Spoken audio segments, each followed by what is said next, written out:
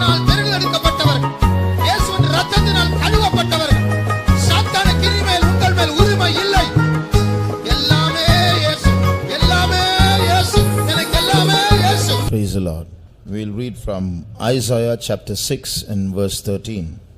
ஆகிலும் அதில் இன்னும் 10 ஒரு பங்கிருக்கும், அதுவும் திரும்ப நிர்மூலமாக்கப்படும். கர்வாலி மரமும் அரச மரமும் இலையற்று போன பின்பு அவைகளின் அடிமரம் இருப்பது போல அதன் அடிமரமும் பரிசுத்த வித்தாய் இருக்கும் என்றார். But yet in it shall be a tenth, and it shall return and shall be eaten as a tale tree and as an oak whose substance is in them when they cast their leaves, so the holy seed shall be the substance thereof. We all know that Jesus is coming very soon. கர்த்தராகிய இயேசு கிறிஸ்து சீக்கிரமாய் வரப்போகிறார் என்பதை நாம் அறிவோம். But before Jesus comes, some things will take place in the church. இயேசு வருவதற்கு முன்பாக சபையிலே ஏதோ ஒன்று நடக்கப் போகிறது. The Bible says there's going to be a great falling away. வேதாகமானது சொல்லுகிறது அநேகர் விழுந்து போவார்கள். So many are going to backslide in the church. சபையிலே அநேகர் பின்வாங்கி போவார்கள். It's about this that this verse is written. இதை குறித்து தான் இந்த வசனம் எழுதப்பட்டிருக்கிறது. Jesus said, behold, I come quickly. He that is holy, let him be holy still. He that is filthy, let him be filthy still. இதோ நான் சீக்கிரமாய் வருகிறேன், பரிசுத்தமாய் இருக்கிறவன் இன்னும் பரிசுத்தமாய் இருக்கட்டும், அசுத்தமாய் இருக்கிறவன் இன்னும் அசுத்தமாய் இருக்கட்டும் என்று அவர் சொல்லுகிறார். So in the last days, amongst children of God, amongst Pentecostals, there's going to be a backsliding. கடைசி நாட்களிலே பெந்தெகோஸ்தே ஜனங்களின் மத்தியிலே சிலர் பின்வாங்கி போவார்கள், சிலர் விழுந்து போவார்கள். Now in the this chapter, Isaiah 6 begins with this verse. In the year that King Uzziah died.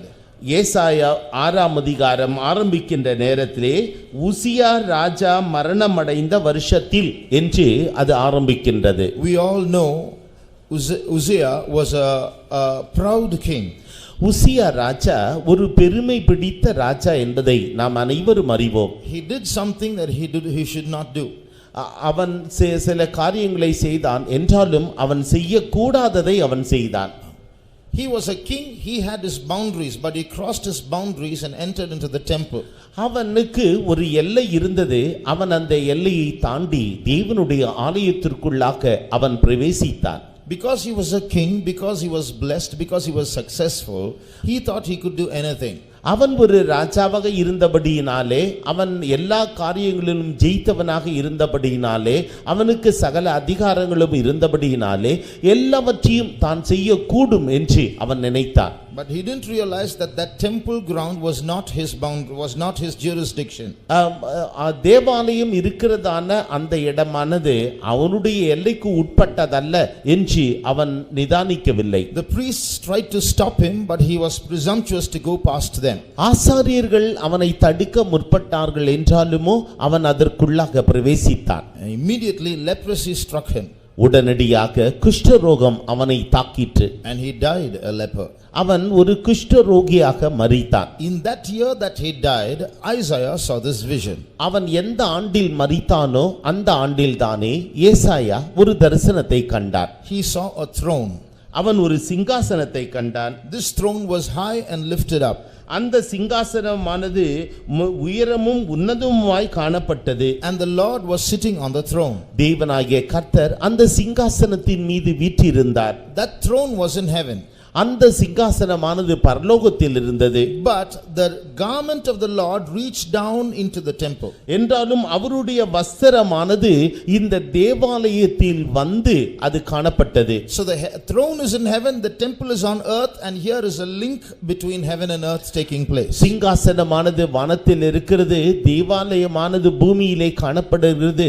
இதற்கு இடைப்பட்டதான இடத்திலே ஒரு தொடர்பு அங்கு காணப்படுகிறது. What is the message that we get from there?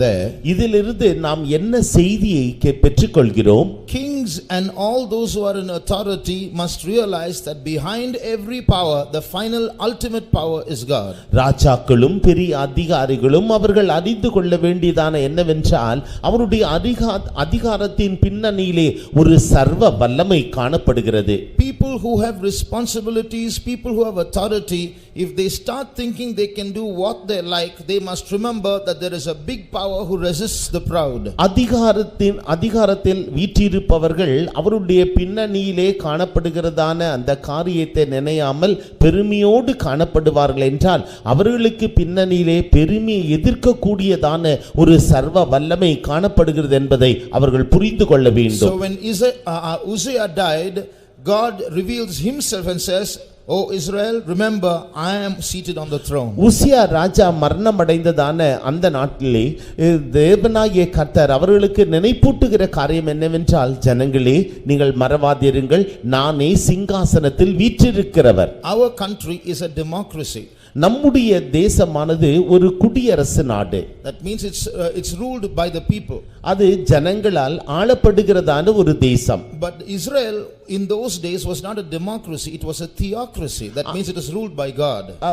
அந்த நாட்களிலே இஸ்ரவேல் தேசமானது தற்போதைய போன்ற குடியரசு நாடாக அல்லாமல் தேவனால் ஆளப்படுகிற ஒரு தேசமாக அது காணப்பட்டது. So God was reminding them, you are always under me. Even if kings rule Israel, remember I rule finally. ராஜாக்கள் தேசத்தை ஆண்டாலும் கூட முடிவிலே நானே தேசத்தை அரசாளுகிறவர் என்பதை நினைவில் வைத்துக் கொள்ளுங்கள் என்று அவர்களுக்கு அவர் நினைப்பூட்டுகிறார். So when we go to work and we get responsible positions, நாம் வேலைக்கு சென்று ஒரு உத்தரவாதமான பணிக்கு நாம் செல்லுகின்ற பொழுது, husbands who rule the home, கணவன்மார்கள் அவர்கள் வீட்டை நிர்வகிக்கிறார்கள். So all those people who have authority like this must always live in the fear of God, that there is someone above them. அவர்களுக்கு மேலாக ஒருவர் இருக்கிறார் என்கிறதான அந்த எண்ணத்தோடு அவர்கள் உத்தரவாதமாக செயல்பட வேண்டும். So Uzziah lifted himself up and became a leper. உசியா தன்னைத்தானே உயர்த்தின பொழுது அவன் குஷ்டரோகியாக மாறி போனான். He was only a king, but he started playing the role of a priest. அவன் ஒரு ராஜாவாக மாத்திரமே இருந்தானே ஒழிய அவன் இப்பொழுது ஆசாரியனுடைய வேலையும் தானே எடுத்துக்கொள்கிறான். So the message is we should always live humbly in God's sight. ஆகவே நாம் தேவனுடைய பார்வையிலே எப்பொழுதும் தாழ்மையுள்ளவர்களாக இருக்க வேண்டும் என்பதே தேவனுடைய செய்தி. This is one reason why God permits failures in our life. இதன் நிமித்தமாகத்தான் தேவன் நம்முடைய ஜீவியத்திலே அவர் தோல்வியை அனுமதிக்கிறார். Series of successes will make us proud.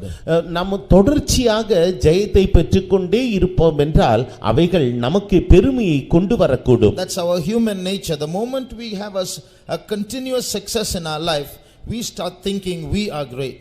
நம்முடைய ஜீவியத்திலே தொடர்ச்சியாக ஜெயங்கள் வந்து கொண்டே இருக்கும் என்றால் நாம் ஏதோ ஒரு பொருட்டு நாம் பெரியவர்கள் என்கிறதான எண்ணம் நமக்குள் வந்து விடுகிறது. So one blessing in failures is in God permitting failures in our life is that it keeps us humble. நம்மை தேவன் இவ்விதமாக சில நேரங்களிலே தோல்விக்கு வழி நடத்துகிறார் ஏனென்று சொன்னால் நம்மை தோல்விக்கு அனுமதிக்கிறார் ஏனென்று சொன்னால் நம்மை தாழ்மையுள்ளவர்கள் மாற்றும்படியாக. So we must in one sense thank God for her failures he permits in our life.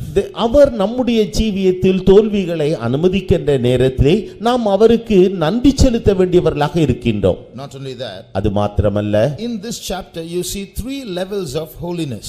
இந்த அதிகாரத்திலே பரிசுத்தத்தின் 3 படிகளை நாம் காணுகின்றோம். One is the holiness of God. ஒன்று தேவனுடைய பரிசுத்தம். 2 is the holiness of the angels. இரண்டாவது தேவ தூதர்களினுடைய பரிசுத்தம். Thirdly, the holiness of man. மூன்றாவது மனிதனுடைய பரிசுத்தம். In this chapter you see all three. You see God, you see angels and you see man. இங்கு தேவனையும் தேவ தூதர்களையும் மனிதரையும் இங்கு காணுகின்றோம். In the vision, அவன் அந்த தரிசனத்தில் you see the throne. அங்கு சிங்காசனத்தை காணுகின்றோம். You see the glory of God. தேவனுடைய மகிமையை காணுகின்றோம். You see the temple. தேவாலயத்தை காணுகின்றோம். And you see his robe. அவருடைய வஸ்திரங்களை காணுகின்றோம். But what the angels cry is holy, holy, holy. இந்த தேவ தூதர்கள் அவர்கள் பரிசுத்தர் பரிசுத்தர் பரிசுத்தர் என்று அவர்கள் கூப்பிட்டுக் கொண்டிருக்கிறார்கள். So they are not looking at the throne or at the temple and saying how beautiful and appreciating those things. though all these things are visible, what they are crying is holy, holy, holy. அவர்கள் தேவாலயத்தையும் அந்த வஸ்திர தொங்கலையும் அவர்கள் கண்டாலும் கூட அவர்கள் இது எவ்வளவு அழகாக இருக்கிறது என்றெல்லாம் மேன்மை பாராட்டி சொல்லாமல் அதற்கு பதிலாக அவர் பரிசுத்தர் பரிசுத்தர் பரிசுத்தர் என்று ஓயாமல் சொல்லிக் So கொண்டிருக்கிறார்கள். there is something visible about the holiness of God. தேவனுடைய பரிசுத்தத்திலே காணக்கூடியதான ஒன்று அங்கு இருக்கிறது. So to say that someone is holy, you have to be with that person and stay with that person and live with that person, and after some time only you can conclude that he is holy. ஒருவரை பார்த்து இவர் பரிசுத்தர் என்று சொல்ல வேண்டும் என்றால் அந்த நபரை நன்கு அறிந்திருக்க வேண்டும், அவரோடு தங்கி இருக்க வேண்டும், அவரோடு பழகி இருக்க வேண்டும், அவரை பற்றி நன்றாக தெரிந்திருக்க வேண்டும். Only after that we can conclude he is holy. அதற்கு பிறகு மாத்திரமே அவர் பரிசுத்தர் என்பதை நாம் முடிவாக சொல்ல முடியும். But the holiness of God is visible with the eyes. That's why the angels saw him and say holy, holy, holy. தேவனுடைய பரிசுத்தமானது நம்முடைய கண்களால் காணக்கூடியதாக இருக்கிறது. ஆகவே தான் இந்த தேவ தூதர்கள் அவரை பார்த்து பரிசுத்தர் பரிசுத்தர் பரிசுத்தர் என்று சொல்லுகிறார்கள். In fact, the Bible says that with their two wings they covered their eyes and they said holy, holy, holy. இரண்டு சட்டைகளினாலே தங்களுடைய கண்களை மூடிக்கொண்டு அவர் பரிசுத்தர் பரிசுத்தர் பரிசுத்தர் என்று சொல்லுகிறார்கள். So great is the holiness of God. தேவனுடைய பரிசுத்தம் அவ்வளவு பெரியது. Now if you look at the holiness of the angels, தேவ தூதர்களுடைய பரிசுத்தத்தை நாம் பார்க்கின்ற போது angels are holy. தேவ தூதர்களும் பரிசுத்தர்களே. They have they don't sin. அவர்கள் பாவம் செய்கிறதில்லை. Even in their thoughts they don't sin. அவருடைய எண்ணங்களிலும் கூட அவர்கள் பாவம் செய்கிறதில்லை. The Bible calls them holy angels. தேவ வசனமானது அவர்களை பார்த்து பரிசுத்த தேவ தூதர்கள் என்று அழைக்கிறது.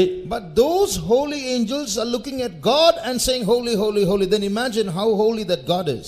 இந்த பரிசுத்த தேவ தூதர்கள் தேவனை பார்த்து பரிசுத்தர் பரிசுத்தர் பரிசுத்தர் என்று சொல்லுகின்ற பொழுது அந்த தேவன் எவ்வளவு பரிசுத்தம் உள்ளவராக இருக்கிறார் என்று எண்ணி பாருங்கள். Thirdly, when you look at the holiness of man, மூன்றாவதாக மனிதனுடைய பரிசுத்தத்தை குறித்து காணுகின்றோம். read verse 5. 5ஆம் வசனம். அப்பொழுது நான் ஐயோ அதமானேன், நான் அசுத்த உதடுகளுள்ள மனுஷன், அசுத்த உதடுகளுள்ள ஜனங்களின் நடுவில் வாசமாயிருக்கிறவன், சேனைகளின் கர்த்தராகிய ராஜாவை என் கண்கள் கண்டதே என்றேன். Then said I, woe is me, for I am undone, because I am a man of unclean lips, and I dwell in the midst of a people of unclean lips, for mine eyes have seen the King, the Lord of hosts. This is the holiness of man. இதுதான் மனுஷனுடைய பரிசுத்தம். No holiness at all, uncleanness only. பரிசுத்தமே இல்லாமல் அசுத்தம் மாத்திரமே காணப்படுகிறது. So we are this is the holy state of man. இதுதான் மனிதனுடைய பரிசுத்த நிலவரம். But look at God, that holy God, more holy than the angels, reaching out to the unclean man, to the fallen race, picking him up so that he might go past the holiness of angels and attain the holiness of God. இங்கு அந்த மகா பரிசுத்தமுள்ள தேவனாகிய கர்த்தர் இந்த தேவ தூதர்கள் அவரை பார்த்து பரிசுத்தர் பரிசுத்தர் என்று சொல்லுகிறார்கள். என்றாலுமோ இந்த மனுஷரோ அசுத்தமானவர்களாக இருக்கிறார்கள், அசுத்த உதடுகளாக இருக்கிறார்கள். இந்த மகா பரிசுத்த தேவன் இந்த மனுஷனை இந்த குழிக்குள்ளாக இருந்து அவரை எடுத்து இந்த தேவ தூதர்களின் பரிசுத்தத்தை கடந்து அதற்கு பிறகு தன்னுடைய பரிசுத்தத்தை அடையும்படியாக இந்த மனிதருக்கு அவர்தாமே உதவி செய்கிறார். How is that possible? அது எவ்விதம் சாத்தியமாகும்? Even in the Old Testament, God didn't say be holy as the angels. He said be holy even as I am holy. அவர் பழைய ஏற்பாட்டு காலத்திலே சொல்லுகின்ற பொழுது நான் பரிசுத்தராய் இருக்கிறது போல நீங்களும் பரிசுத்தராய் இருங்கள் என்று சொன்னார். He didn't say be holy as the angels. தேவ தூதர்கள் பரிசுத்தராய் இருக்கிறது போல நீங்கள் பரிசுத்தராய் இருங்கள் என்று அவர் சொல்லவில்லை. So unclean as we are, our call is to go past that holiness of the angels and become holy like God. அசுத்தமாய் இருக்கிறதான நாம் இந்த தேவ தூதர்களின் பரிசுத்தத்தை கடந்து அவர் பரிசுத்தராய் இருக்கிறது போல நாமும் பரிசுத்தராய் இருக்க வேண்டும் என்று அவர் நம்மிலே எதிர்பார்க்கின்றார். Humanly speaking, this is something impossible. மனித ரீதியாக நாம் பார்ப்போம் என்றால் இது சாத்தியமாகாத ஒன்றை போல தோன்றும். Some people say Christian life is difficult. கிறிஸ்தவ ஜீவியமானது மிகவும் கடினமான ஒன்று என்று சிலர் சொல்லுகிறார்கள். But Christian life is not difficult. கிறிஸ்தவ ஜீவியமானது ஒரு கஷ்டமான ஒன்று அல்ல. It is impossible. அது சாத்தியமாகாத ஒன்று. It's not just not difficult, it is impossible. அது ஏதோ கஷ்டம் என்றல்ல, சாத்தியமாகாத ஒன்று. But God intervening, he makes it possible. என்றாலும் தேவன் தாமோ அதில் இடைப்பட்டு அதை சாத்தியமாகின்ற ஒன்றாக அவர் மாற்றுகின்றார். There are two powers that God gives us that makes it possible. அவர் இரண்டு வல்லமைகளை தந்து அது சாத்தியமாகாததாக மாற்றுகிறார். Man becoming like God is possible because he gives us two powers. மனிதன் தேவனைப் போல மாற முடியும், சாத்தியமாகும். அதற்காக அவர் இரண்டு வல்லமைகளை தந்தருகிறார். Now in the Old Testament, God gave man laws to live by so that man might be holy. பழைய ஏற்பாட்டு காலத்திலே தேவன் மனிதனுக்கு பிரமாணங்களை தந்து அதன் மூலமாக அவன் பரிசுத்தமாக வேண்டும் என்று அவர் எதிர்பார்த்தார். But this law could not work out this holiness in man. என்றாலும் இந்த பிரமாணங்களோ மனிதனுக்குள்ளே பரிசுத்தத்தை உருவாக்க முடியவில்லை. Why? ஏன்? Because it could only give an outward kind of holiness to man, but inward there was no transformation. வெளியரங்கமாக ஒரு பரிசுத்தத்தை மனிதனுக்குள் ஏற்படுத்தினதே ஒழிய உள்ளான மனுஷனிலே இது பரிசுத்தத்தை ஏற்படுத்தவில்லை. For example, உதாரணமாக in the New Testament church, in the Pentecostal church, we have a law, we should not wear jewelry. புதிய ஏற்பாட்டு சபையிலே, பெந்தகோஸ்தே சபையிலே ஒரு பிரமாணம் இருக்கிறது, நாம் ஆபரணங்களை அணியக்கூடாது. So we should not put on gold. ஆகவே நாம் தங்கத்தை அணிந்து கொள்வதில்லை. That's the law. அது பிரமாணம். So if the law is only delivered like that, இவ்விதமாக இந்த பிரமாணமானது விடுதலையாக்கும் என்றால், if it is given like that to us, இது இத்தகைய பிரமாணம் நமக்கு கொடுக்கப்படும் என்றால் what will we do? நாம் என்ன செய்வோம்? We won't wear jewelry. நாம் ஆபரணங்களை அணிந்து கொள்ள மாட்டோம். But you can see gold in the handbag, in the spectacles, in the watch, and in so many other articles that you carry with you. இந்த பொன்னை நீங்கள் எந்தெந்த பொருட்களை எடுத்து செல்கிறீர்களோ, அதாவது உங்களுடைய கை கடிகாரம், உங்களுடைய கண்ணாடி மற்றும் இந்த கைப்பை, இது போன்றதான பொருட்களில் எல்லாம் இந்த பொன்னை நீங்கள் பயன்படுத்துவீர்கள். So I'm not wearing jewelry. நான் பொன் ஆபரணங்களை அணிவதில்லை. But I make up for all that absence by all these other things. நான் இந்த ஆபரணங்களை அணிந்து கொள்ளாமல் அதற்கு பதிலாக இவ்விதமாக அதை நான் பயன்படுத்துகின்றேன். So the law makes us outwardly successful, but the heart has not changed.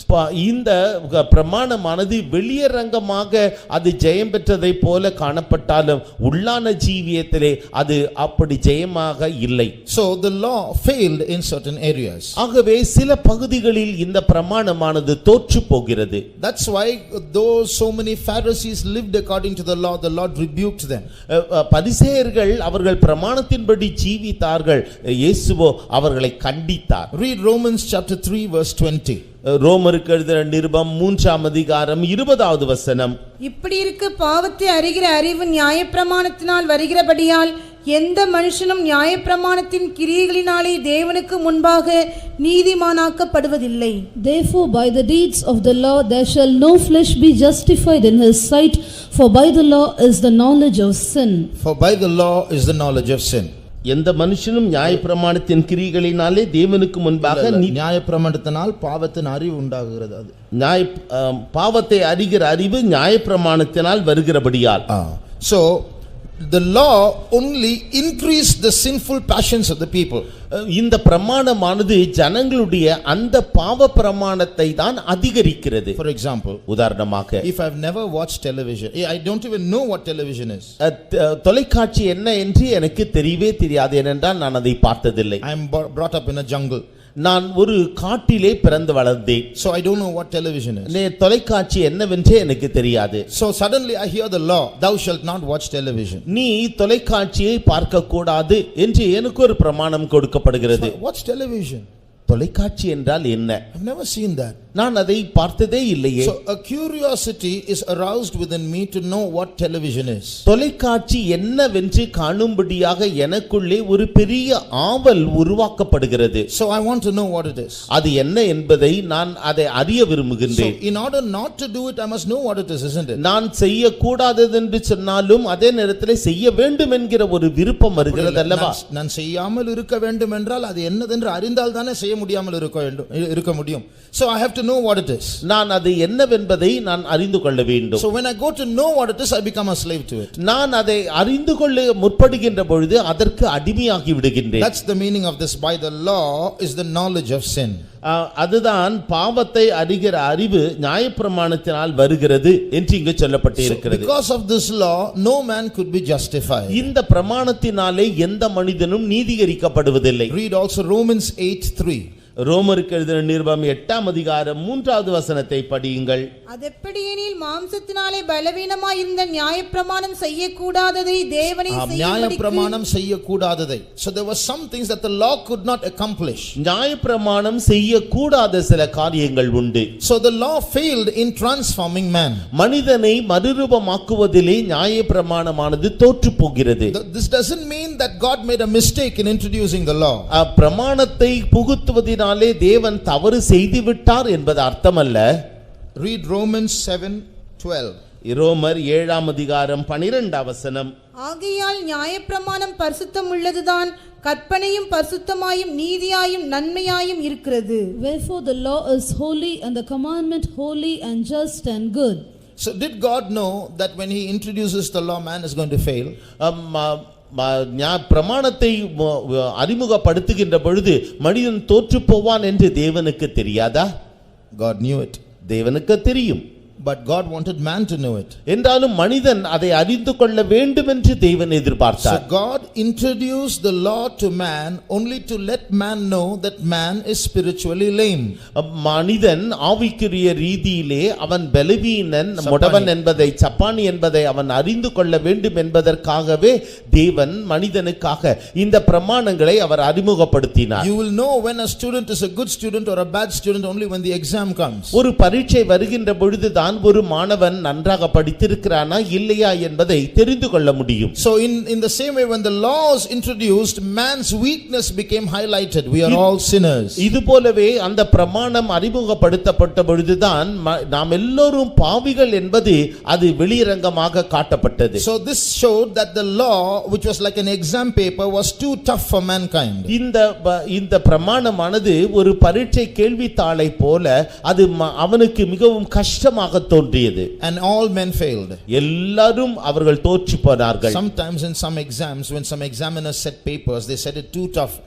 சில நேரங்களிலே சில ஆசிரியர்கள் அவர்கள் கேள்வித்தாள்களை தயாரிக்கின்ற பொழுது மிகவும் கஷ்டமான கேள்விகளை கேட்பார்கள். Sometimes it will be out of syllabus, sometimes it will be too hard and all the children will fail except say 2 or 3. சில நேரங்களிலே பாடத்திட்டத்தை விட்டு வெளியே அவர்கள் கேள்விகளை எடுப்பார்கள். இல்லாவிட்டால் பாடத்திட்டத்திற்குள்ளேயே மிகவும் கடுமையான கேள்விகளை கேட்பார்கள். இது நிமித்தமாக 2 அல்லது 3 பேரை தவிர மற்ற அனைவரும் அவர்கள் தோல்வி அடைந்து விடுவார்கள். So what will the controller of exams do? இப்பொழுது அந்த பரீட்சையை நடத்துகிறதான அந்த கண்காணிப்பாளர்கள் என்ன செய்கிறார்கள்? They will either add some grace marks for everyone so that at least few more could pass. இன்னும் அதிகமானவர்கள் தேர்ச்சி பெறும்படியாக மதிப்பெண்களை அவர்கள் கூட்டுகிறார்கள். Or they will set another exam with an easier question paper. இல்லாவிட்டால் மிகவும் எளிதான கேள்விகளுடைய வினாத்தாள்களை அவர்கள் தயாரித்து மறுபடியுமாக தேர்வுகளை நடத்துகிறார்கள். So now when this question paper called the law was too tough for mankind to live by, மனிதன் ஜீவிப்பதற்கு கடினமாக தென்படுகிறதான இந்த வினாத்தாள் போன்றதான இந்த பிரமாணத்தை தேவன் அறிமுகப்படுத்தின போது, when he saw that it was too tough for man to live by, மனிதன் இவ்விதமாக ஜீவிப்பது அது கஷ்டம் என்று அவர் அறிந்தபோது, what did God do? அவர் என்ன செய்தார்? What should God do? தேவன் என்ன செய்ய வேண்டும்? He should make it easy. அவர் அதை எளிதாக மாற்ற வேண்டும். He should take away a few laws and say okay I'm not going to tell all the laws, live only by a few laws. எல்லா விதமான பிரமாணங்களையும் நான் உங்களுக்கு சொல்ல போவதில்லை, இது கஷ்டமானதெல்லாம் எடுத்து விடுகிறேன் என்று சொல்லி இருக்க வேண்டும். He should have said I won't say thou shalt not lie, but as much as possible try not to lie. பொய் சொல்லாதிருப்பாயாக என்று நான் கடுமையாக சொல்லாமல் சாத்தியமான வரைக்கும் கூடுமான வரைக்கும் நீங்கள் பொய் சொல்லாது இருப்பீர்களாக. That's called easy question paper. அது ஒரு எளிதான கேள்வித்தாள். If it is too difficult for you, tell one lie now and then. உங்களுக்கு கஷ்டமாக தோன்றினால் இங்கும் அங்குமாக 1-2 பொய் சொல்லிக் கொள்ளலாம். So this is an easy question paper. இதுதான் எளிதான கேள்வித்தாள். But when Jesus came down, what did he do? இயேசு கிறிஸ்து கீழே வந்தபொழுது அவர் என்ன சொன்னார்? He made the question paper even more tough. அதை காட்டிலும் மிகவும் கடுமையாக அந்த வினாத்தாளை அவர் மாற்றினார். Already everybody failed. எல்லாருமே ஏற்கனவே தோற்று But போனார்கள். when Jesus came, brought a tougher question paper. இயேசு கிறிஸ்து பூமிக்கு வந்த பொழுதோ அந்த கேள்வித்தாள் மிகவும் கடுமையாக இருந்தது. The law says, thou shalt not kill. பிரமாணம் சொல்லுகிறது நீ பிறனை கொலை செய்யாதிருப்பாயாக. But I say unto you, if you get angry, you have committed murder in your heart. நீ உன்னுடைய இருதயத்திலே கோபப்பட்டால் நீ ஏற்கனவே கொலை செய்தாயிற்று என்று அவர் சொல்லுகிறார். So he made it tougher. அதை கடுமையாக மாற்றினார். The law says you can commit adultery. நீ You should விபச்சாரம் not commit adultery. நீ விபச்சாரம் செய்யாதிருப்பாயாக என்று பிரமாணம் சொல்லுகிறது. So that gives you a kind of permission to do everything up to adultery but not do the final act. அந்த விபச்சாரம் வரைக்கும் நீங்கள் எதையும் செய்யலாம், என்றாலும் அந்த விபச்சாரத்தை செய்யக்கூடாது. அதற்கு இந்த பிரமாணம் அனுமதிக்கிறது. But I say unto you, even if you lust in your heart, you have committed adultery in your heart. உன்னுடைய இருதயத்திலே இச்சையோடு நீ பார்த்தாலே நீ ஏற்கனவே விபச்சாரம் செய்தாயிற்று என்று நான் உனக்கு சொல்லுகிறேன் என்று சொன்னார். So Jesus made it tougher for the people to live by. ஆகவே ஜனங்கள் ஜீவிக்கும்படியான ஒரு கடுமையான காரியத்தை இயேசு சொன்னார். Why is it in the basic law when everybody failed, Jesus comes and gives a tougher way to live by? ஒரு சாதாரண அடிப்படை பிரமாணத்திலேயே ஜனங்கள் எல்லாரும் தோற்று போவார்கள் என்றால் அதை காட்டிலும் கடுமையான பிரமாணத்தை இயேசு ஏன் அறிமுகப்படுத்தினார்? The reason is Jesus wanted to reveal the power of grace. கிருபையின் வல்லமையை தேவன் இயேசு வெளிப்படுத்த வேண்டும் என்பதே அதனுடைய நோக்கம். He wanted to show how powerful grace can be. கிருபையானது எவ்வளவு வல்லமையுடையது வலிமையுடையது என்பதை அவர் வெளிப்படுத்த விரும்பினார். When God gave the law in the Old Testament, பழைய ஏற்பாட்டு காலத்திலே தேவன் பிரமாணங்களை தந்தபோது when he said thou shalt not kill, நீ கொலை செய்யாதிருப்பாயாக, what was in the mind of God? தேவனுடைய மனதில் இருந்தது என்ன? The very beginning of this killing tendency, like anger or bitterness or inward hatred, should not be there. That was God's motive. That was his mind. தேவனுடைய எண்ணம், தேவனுடைய மனது இந்த பிரமாணத்தின் பின்னணியில் இருந்தது என்னவென்றால், அந்த கொலை பாதகத்திற்கு தூண்டுகிறதான இந்த கோபம், எரிச்சல், பொறாமை, இது போன்றதான காரியங்கள் முற்றிலுமாக இருதயத்திற்குள்ளாக அழிக்கப்பட வேண்டும் என்பதே. அந்த கொலை பாதகத்தின் ஆரம்பமே இருக்க கூடாது. The beginning of that killing tendency should not be there. அந்த கொலை பாதகத்தின் ஆரம்ப கிரியைகளே நமக்குள் இருக்கக்கூடாது என்பதே. But what did man do? என்றாலும் மனிதன் என்ன செய்தான்? The Pharisees, they won't kill, but everything else they'll do. பரிசேயர்கள் கொலை செய்ய மாட்டார்கள், அதற்கு சமமாக எல்லாவற்றையும் செய்து They விடுவார்கள். can do everything up to leaving a man half dead, but don't kill him. ஒரு மனிதனை குற்றுயிராக்குகின்ற வரைக்கும் எல்லாவற்றையும் அவர்கள் செய்து விடுவார்கள், என்றாலும் கொலை செய்ய மாட்டார்கள். So that's why when Jesus came, he redefined the law and explained the mind behind the law. ஆகவே தான் இயேசு கிறிஸ்து இந்த பூமியிலே வந்த பொழுது அந்த பிரமாணங்களை அவர் மாற்றி அமைத்து அந்த பிரமாணங்களின் பின்னணியில் உள்ளதான எல்லாவற்றையும் அவர் வெளிப்படுத்தினார். So God was trying to reveal his nature through those laws. அந்த பிரமாணங்களின் மூலமாக தேவன் தம்முடைய சுபாவங்களை அவர் வெளிப்படுத்தினார். And he was revealing how powerful grace can be, so that we can set right not only the final deeds but the very intentions in our heart. கிருபை எவ்வளவு வல்லமை உள்ளதென்றும் அதன் நிமித்தமாக அந்த முடிவான அந்த பாவத்தை செய்ய தூண்டுகிறதான அந்த ஆரம்ப கிரியையை நம்முடைய இருதயத்திற்குள்ளாக நாம் அழித்து விட முடியும் என்பதை குறித்து அவர் வெளிப்படுத்தினார். That's how we reach to the holiness of God. இவ்விதமாக தான் நாம் தேவனுடைய பரிசுத்தத்தை அடைந்து கொள்கிறோம். We have many laws in the mission, in the church and in the scriptures. சபையிலேயும் வேதத்திலேயும் எல்லா இடங்களிலேயும் अनेक பிரமாணங்களை நாம் காணுகின்றோம். So we should understand the mind of God behind these laws and live. That's when we become holy like he is holy. நாம் தேவனுடைய மனதை புரிந்து கொண்டு இந்த பிரமாணங்களை நாம் பின்பற்ற வேண்டும். அப்பொழுது மாத்திரமே அவர் பரிசுத்தராய் இருக்கிறது போல நாமும் பரிசுத்தராய் இருக்க முடியும். But this is possible only by grace. அவருடைய கிருபையினாலே மாத்திரம் இது சாத்தியமாகும். That grace is a power. அந்த கிருபை ஒரு வல்லமை. It's a power that helps us to do what we cannot do on our own. நம்மால் சுயமாக எதை செய்ய முடியாதோ இந்த வல்லமையானது அதை செய்யும்படியாக நமக்கு உதவி செய்கிறது. Only those who trust in that grace of God can reach that holiness. தேவனுடைய கிருபையின் வல்லமையை நம்பி இருப்பவர்கள் மாத்திரமே அந்த பரிசுத்தத்தை அவர்களால் அடைய முடியும். Otherwise, if we trust in our own ability and try to reach that holiness, we will not be accepted. அதற்கு பதிலாக நம்முடைய திறமை நம்முடைய சாமர்த்தியத்தை நாம் நம்பி இருப்போம் என்றால் அந்த பரிசுத்தத்தை நம்மால் பெற்றுக்கொள்ள இயலாது. Isaiah thought he was a holy man. ஏசாயா தான் ஒரு பரிசுத்த மனுஷன் என்று நினைத்துக் கொண்டிருந்தான். And he was criticizing everybody, woe unto this person, woe unto that person. இந்த மனிதனுக்கு ஐயோ அந்த மனிதனுக்கு ஐயோ என்று மற்றவர்களை கேலி செய்து கொண்டிருந்தான். But when he விமர்சனம் செய்து கொண்டிருந்தான். But when he saw the vision of God, he said, woe is me. அவன் தேவனுடைய தரிசனத்தை கண்ட பொழுது ஐயோ எனக்கு ஐயோ என்று அவனே சொல்லிக் கொண்டான். So we realize who we are only before the holiness of God. தேவனுடைய பரிசுத்தத்தின் முன்பாகத்தான் நாம் யார் என்பதை நம்மால் புரிந்து கொள்ள முடியும். So God gave us the law and said, be ye holy even as I am holy, and said, thou shalt do this, thou shalt not do this. He knew we won't do it, but he wanted us to know that we can't do it.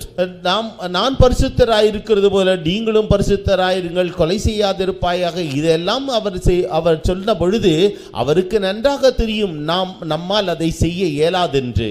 But he wanted us to know that we can't do it. என்றாலும் நாம் இதை செய்ய முடியாது என்பதை நாம் புரிந்து கொள்ள வேண்டும் என்று அவர் நம்மிலே எதிர்பார்த்தார். So the first step to receiving the grace of God is, Lord, I cannot. தேவனுடைய கிருபையை பெற்றுக்கொள்வதின் முதல் படியே என்னவென்றால், ஆண்டவரே என்னால் முடியாது என்று நம்மை ஒப்படைப்பது. When we humble ourselves and realize that we cannot, that's when we enter into the grace of God. நாம் நம்மை தாழ்த்தி நம்மை அவரிடத்திலே ஒப்படைக்கும் பொழுது நாம் இந்த முதல் படியாகிய அந்த கிருபையை நாம் பெற்றுக்கொள்கின்றோம். So I told you in the last days there's going to be a great backsliding in the church. கடைசி நாட்களிலே சபையிலே அநேகர் பின்வாங்கி போவார்கள் என்று நான் உங்களிடத்திலே சொன்னேன். They are those who fall away from the grace of God. அவர்கள்தான் தேவனுடைய கிருபையிலிருந்து விழுந்து போனவர்கள். So some of us, we trust in our own consecration. சிலர் நம்முடைய சொந்த பிரதிஷ்டைகளையே நம்பி ஜீவிக்கின்றோம். Some of us will trust in our own prayer life. நம்முடைய சொந்த ஜெப ஜீவியத்தை நம்மில் சிலர் நம்பி வாழுகிறோம். Like the Pharisee, he trusted in so many of his abilities. Lord, I'm not like this publican, I fast, I pray, and I give tithes. I thank God because I'm like this and so on. இந்த பரிசேயன் அவன் ஜெபிக்கும் பொழுது, ஆண்டவரே நான் இந்த ஆயக்காரனை போல இராததினாலே உம்மை ஸ்தோத்திரிக்கிறேன், நான் தசமபாகம் கொடுக்கிறேன், நான் இதை செய்கிறேன் அதை செய்கிறேன் என்று தன்னுடைய திறமைகளில் தன்னுடைய சாதுரியத்திலே அவன் நம்பிக்கை வைத்திருந்தான். So if we trust in our fasting, if we trust in our prayer, if we trust in our spiritual knowledge, if we trust in our seniority in the mission, all this will fail us one day. நம்முடைய உபவாசத்தில், நம்முடைய ஜெபத்தில், நம்முடைய காணிக்கைகளில், நம்முடைய பரிசுத்தத்தில், சபையிலே நமக்கு இருக்கிறதான அந்த மூப்பு தன்மையை நாம் இவ்விதமாக அதிலே நம்பிக்கை வைப்போம் என்றால் இவைகளெல்லாம் ஒரு நாளிலே தோற்று போகும். We are not going to go to heaven because of all these. இவைகளின் மூலமாக நாம் ஒருபோதும் பரலோகம் செல்வதில்லை. These are all necessary, but this is not enough. இவைகள் எல்லாம் தேவைதான், என்றாலும் இவைகளோ போதாது. We must fast, we must pray, but don't think that we are going to get everything because of that. நாம் உபவாசிக்க வேண்டும், நாம் ஜெபிக்க வேண்டும், அவைகள் எல்லாம் நல்லதுதான், என்றாலும் இவைகளின் மூலமாக எல்லாவற்றையும் பெற்றுக்கொள்வோம் என்று நினையாதிருங்கள். It's like this. இவ்விதமாக இருக்கிறது. Suppose somebody says, I'm giving you 50 lakhs as a gift. யாரோ ஒருவர் உங்களிடத்திலே வந்து 50 லட்சம் ரூபாயை நான் உங்களுக்கு பரிசாக தருகிறேன். Come home and receive the check. நீங்கள் வந்து எங்களுடைய வீட்டிற்கு வந்து அந்த செக்கை பெற்றுக்கொள்ளுங்கள். We are so happy. நாம் மிகுந்த சந்தோஷம் அடைவோம். I was in debt. நான் கடனாளியாக இருந்தேன். But see, this man is such a loving man. He's giving me 50 lakhs. I can clear all my debts. இந்த அன்புள்ள மனுஷன் எனக்கு 50 லட்சம் ரூபாயை கொடுக்கிறார், நான் அதன் மூலமாக என்னுடைய கடன் அத்தனையும் நான் அடைத்து விடுவேன். So you go to his house. நீங்கள் அவருடைய வீட்டிற்கு செல்கிறீர்கள். And you get the check. நீர் அந்த செக்கை வாங்கிக் கொள்கிறீர்கள். And you come back home. நீங்கள் வீட்டுக்கு வருகிறீர்கள். And your wife tells you, see how good that man is. அந்த மனிதன் எவ்வளவு நல்லவர் என்று உங்களுடைய மனைவி உங்களை பார்த்து சொல்லுகிறார். He's given 50 lakhs. அவர் 50 லட்சம் ரூபாயை தந்திருக்கிறார். To be really grateful to him. இது உண்மையிலேயே அவர் ஒரு பெரிய மனிதர். So what will you say? நீங்கள் என்ன சொல்லுகிறீர்கள்? All that is true. எல்லாம் உண்மைதான். But if I didn't go to the house, would you have given me the check? நான் அவருடைய வீட்டிற்கு போகாவிட்டால் அவர் எனக்கு இந்த செக்கை தருவாரா? I got the check because I went to the house. நான் அந்த வீட்டிற்கு போனபடியினாலே தான் எனக்கு அவர் இந்த செக் தந்தார்.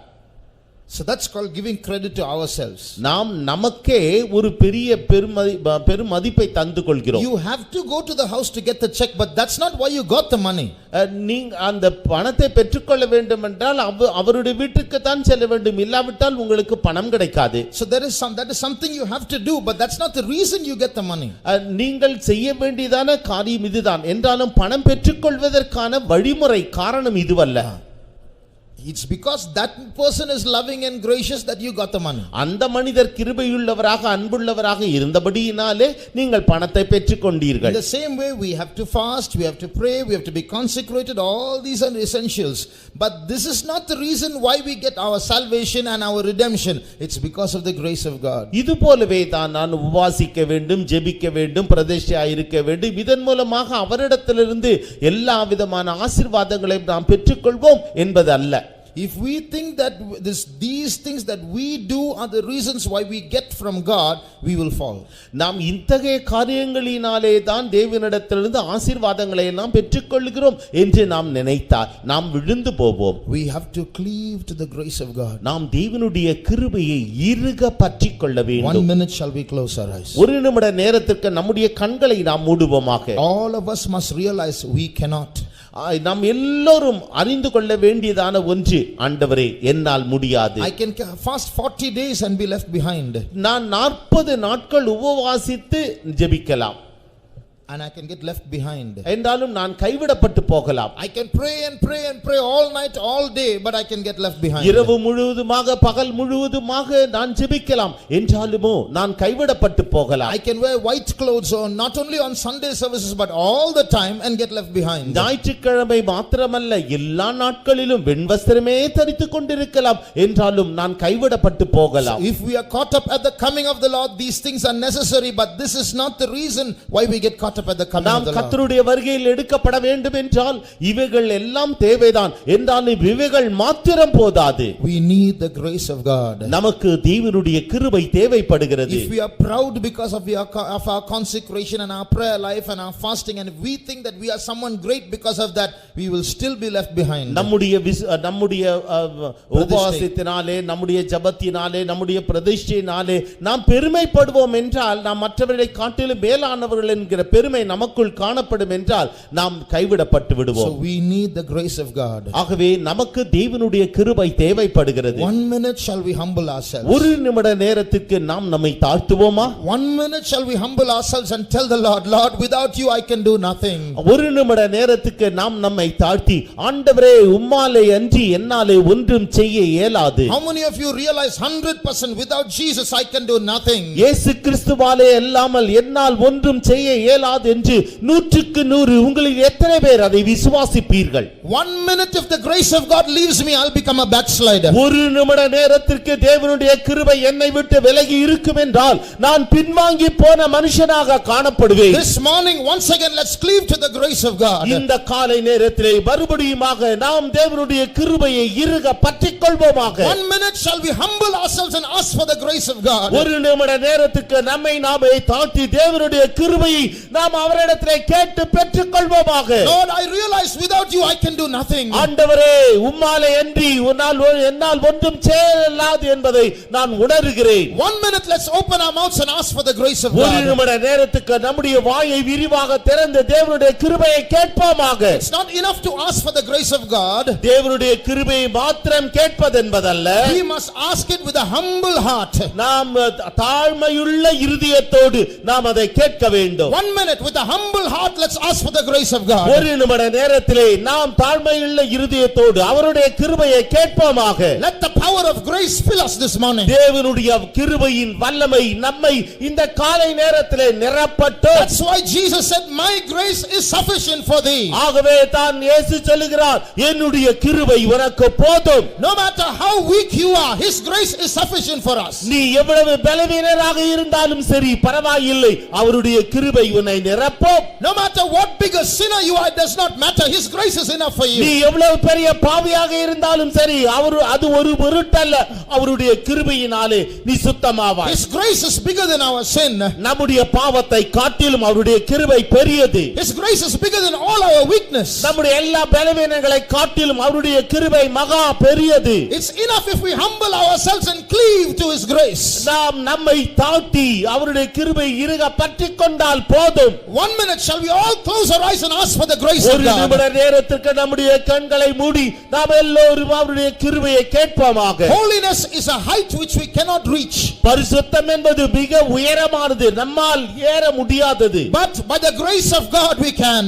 தேவனுடைய கிருபையினாலே நம்மால் அங்கு செல்ல முடியும். But so let us cleave to the grace of God. நாம் தேவனுடைய கிருபை இறுக பற்றிக் கொள்வோமாக. From the front row till the back row. முன் வரிசையிலிருந்து பின் வரிசை வரைக்கும். Let everyone 1 minute call out to the Lord. எல்லோரும் ஒன்று சேர்ந்து தேவனுடைய கிருபையை கேட்டு பெற்றுக் கொள்வோமாக. Lord, have mercy on me, a sinner. ஆண்டவரே, பாவியாக என் மேல் இரக்கமாயிரும். I have no righteousness to bring to you, O Lord. ஆண்டவரே, உம்மண்டை வருவதற்கு என்னிடத்திலே ஒரு நீதியும் இல்லை. I am a sinner in your holy presence. உம்முடைய பரிசுத்த சன்னிதானத்திலே நான் ஒரு பாவி. Lord, let me find favor in your sight. ஆண்டவரே, உம்முடைய பார்வையிலே எனக்கு இரக்கம் கிடைப்பதாக. 1 minute let us call out to the Lord. ஒரு நிமிட நேரத்துக்கு நாம் நம்மை தேவனிடத்தில் ஒப்படைப்போம். As we call out to the Lord, நாம் தேவனை கேட்கின்ற the போது grace of God is visiting us. தேவனுடைய கிருபை நம்மை வந்து சந்திக்கும். The power and the grace of God is going to lift us up. தேவனுடைய கிருபையின் வல்லமையானது நம்மை உயரே தூக்கும். As Isaiah saw the throne, ஏசாயா சிங்காசனத்தை கண்டது போல you and I are going to sit on the same throne. நீங்களும் நானும் அதே சிங்காசனத்தை காண போகிறோம். We are going to sit on the same throne. அதே சிங்காசனத்தில் நாம் அமர போகிறோம். God is going to give us that promotion. அத்தகைய பதவி உயர்வை தேவன் நமக்கு தரப்போகிறார். Not by our works, நம்முடைய கிரியைகளினால் அல்ல, by the grace of God. தேவனுடைய கிருபையினாலே. Let's exalt the grace of God. நாம் தேவனுடைய கிருபையை உயர்த்துவோமாக. For the grace of God in us, let us praise Him. நாம் தேவனுடைய கிருபைக்காக நாம் அவரை ஸ்தோத்தரிப்போமாக. Stotra, stotra, stotra, stotra. Stotram, stotram, stotram, stotram, stotram, stotram, stotram, stotram, stotram. The second power that God gives us, தேவன் நமக்கு தருகிறதான இரண்டாவது வல்லமை என்னவென்றால், it's the power of the anointing. அது அபிஷேகத்தின் வல்லமை. Now you see, God took a fiery coal from the altar and placed it on Isaiah's lips. இங்கு அக்னி தழல்களிலிருந்து ஒரு பலிபீடத்திலிருந்து ஒரு அக்னி தழலை எடுத்து அவனுடைய வாயிலே அதை தொடுகிறார்.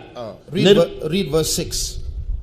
அப்பொழுது சேராபீன்களில் ஒருவன் பலிபீடத்திலிருந்து தன் கையிலே பிடித்த குருட்டால் ஒரு நெருப்பு தழலை எடுத்து என்னிடத்தில் பறந்து வந்து அதனால் என் வாயை தொட்டு, இதோ இது உன் உதடுகளை தொட்டதினால் உன் அக்கிரமம் நீங்கி உன் பாவம் நிவர்த்தியானது என்றான். Then flew one of the seraphims unto me, having a live coal in his hand, which he had taken with the tongs from off the altar. So his iniquity is purged, a sanctification takes place. அவனுடைய அக்கிரமம் நீங்கி அவனுக்குள்ளே ஒரு சுத்திகரிப்பு உண்டாயிற்று. So this is how the anointing sanctifies us. இவ்விதமாக தான் அபிஷேகமானது நம்மை சுத்திகரிக்கிறது. Now how is this coal a type of the anointing? எவ்விதமா இந்த நெருப்பு தழலானது அபிஷேகத்திற்கு நிழலாட்டமாக இருக்கிறது. How is it? அது எவ்விதமாக இருக்கிறது? Leviticus chapter 6. லேவியராகமம் 6ஆம் அதிகாரம். Read verse 12 12ஆம் வசனம் and 13. 13ஆம் வசனமும். And the fire upon the altar shall be burning in it, it shall not be put out, and the priest shall burn wood on it every morning, and lay the burnt offering in order upon it, and he shall burn thereon the fat of the peace offerings. The fire shall ever be burning upon the altar, it shall never go out. பலிபீடத்தின் மேலிருக்கிற அக்கினி அவியாமல் எரிந்து கொண்டிருக்க வேண்டும்.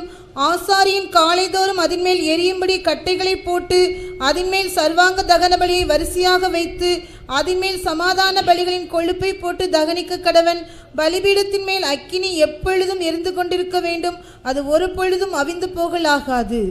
So where did this fire come from? இந்த அக்கினியானது எங்கிருந்து வருகிறது? Read Leviticus chapter 9 and verse 24. லேவியராகமம் 9ஆம் அதிகாரம் 24வது வசனம். அன்றியும் கர்த்தருடைய சந்நிதியிலிருந்து அக்கினி புறப்பட்டு பலிபீடத்தின் மேல் இருந்த சர்வாங்க தகன பலியையும் கொழுப்பையும் எரித்து விட்டது. And there came a fire out from before the Lord and consumed upon the altar the burnt offering and the fat. So this is the first time the altar, the offering on the altar is catching fire. முதல் முறையாக பலிபீடத்தின் மீது இருந்ததான அந்த பலி பொருளானது அது அக்னியினால் பட்சிக்கப்பட்டது. That fire came down from heaven. அந்த அக்னியானது வானத்திலிருந்து வந்தது. It came from the Lord. அது தேவனிடத்திலிருந்து வந்தது. From that time onwards, அந்த நாள் முதற்கொண்டு the offering should be burnt continuously so that that original fire which came down from heaven is never extinguished. பரலோகத்திலிருந்து இறங்கி வந்ததான அந்த அக்னியானது ஒருபோதும் அவிந்து போகாதபடிக்கு பலிபீடத்தின் மீது எப்பொழுதும் அக்னி எரிந்து கொண்டே இருக்க வேண்டும். Day and night offering should be burnt continuously to maintain that fire. அந்த அக்னியை அப்படியே வைத்திருக்கும்படியாக இரவு பகலாக பலிபீடத்தின் மீது அது அக்னி எரிந்து கொண்டே இருக்க So வேண்டும். from that day, that first day when fire came down from the Lord and lit the altar, the offering on the altar, அந்த முதல் நாளிலே பரலோகத்திலிருந்து அக்னியானது இறங்கி வந்து அந்த பலிபீடத்தின் மீது இருக்கிறதான அந்த பலிப்பொருளை அது எரிய வைத்த பொழுது from that day for centuries after that, as long as the tabernacle stood, the fire never went out. அந்த நாள் முதற்கொண்டு நூற்றுக்கணக்கான ஆண்டுகள் அந்த பலிபீடத்தின் மீது அந்த அக்னி எரிந்து கொண்டே இருந்தது. ஆசரிப்பு கூடாரம் இருக்கின்ற வரைக்கும் இது காணப்பட்டது. So offerings were burnt continuously to keep that fire burning. அந்த அக்னி தொடர்ச்சியாக எரிந்து கொண்டே இருக்க வேண்டும் என்பதற்காக பலிபீடத்தின் மீது எப்பொழுதும் பலி செலுத்தப்பட்டு கொண்டே வந்தது. Even when the tabernacle moved, they would have to dismantle the whole tabernacle and lift the altar and carry it. அவர்கள் ஆசரிப்பு கூடாரத்தை பிரித்து இன்னொரு இடத்திற்கு எடுத்துக்கொண்டு போகும் பொழுது அவர்கள் இதையெல்லாம் அப்படியே எடுத்துக்கொண்டு போனார்கள். So they would have to cover the altar with a cloth. அவர்கள் இந்த பலிபீடத்தை ஒரு மூடியினாலே மூடினார்கள். So how did they preserve the fire at that time? அந்த நாளிலே எவ்விதமாக அந்த அக்னியை அவர்கள் பாதுகாத்தார்கள்? They would take all the live coals, the burning coals, and put it in censers. அவர்கள் இந்த அக்னி தழலை எடுத்து அந்த தூப கலசங்களிலே அவர்கள் வைத்தார்கள். So there the fire was kept. அங்கு அந்த அக்னியானது வைக்கப்பட்டது. And after that, when the altar was erected, the tabernacle was erected again, these live coals were placed on the altar again. அதற்கு பிறகு ஆசரிப்பு கூடாரம் இன்னொரு இடத்திலே அது அடிக்கப்படுகின்ற நேரத்திலே மறுபடியுமாக இந்த கலசங்களில் இருக்கிறதான அந்த அக்னியானது பலிபீடத்தின் மீது கொட்டப்பட்டது. So now Isaiah is sanctified from that fire. இப்பொழுது ஏசாயா அந்த நெருப்பு தழலின் மூலமாக அவன் சுத்திகரிக்கப்பட்டார். That fire that came many years ago from the presence of the Lord. கர்த்தருடைய சன்னிதானத்தில் பல ஆண்டுகளுக்கு முன்பாக இருந்து வந்ததான அந்த அக்னி Even so in our lives, இதுபோல நம்முடைய there ஜீவியத்திலும் was one day we all received the Holy Spirit. ஒரு நாளிலே நாம் எல்லோரும் பரிசுத்தாவின் அபிஷேகத்தை பெற்றுக்கொண்டோம். We all have a first day we receive the Holy Spirit. நாம் ஒரு நாளிலே அந்த முதல் நாளிலே நாம் பரிசுத்தாவின் அபிஷேகத்தை பெற்றுக்கொண்டோம். After that we have to be very careful in preserving the anointing. அதற்கு பிறகு நம்முடைய அபிஷேகத்தை பாதுகாப்பதிலே நாம் மிகுந்த கவனம் உள்ளவராக இருக்க Because வேண்டும். that anointing works a work of sanctification in us. அந்த அபிஷேகமானது நமக்குள்ளே சுத்திகரிப்பின் வேலையை செய்கிறது. Do you speak in tongues every day? ஒவ்வொரு நாளும் நீங்கள் அந்நிய பாஷையிலே பேசுகிறீர்களா? Do you get an anointing every day? ஒவ்வொரு நாளும் நீங்கள் அபிஷேகத்தினாலே நிரப்பப்படுகிறீர்களா? Or only when you come to church? இல்லாவிட்டால் சபைக்கு வரும்பொழுது மாத்திரம் தானா? Some believers are Pentecostals only when they come to the faith, or in the house they are nominal Christians.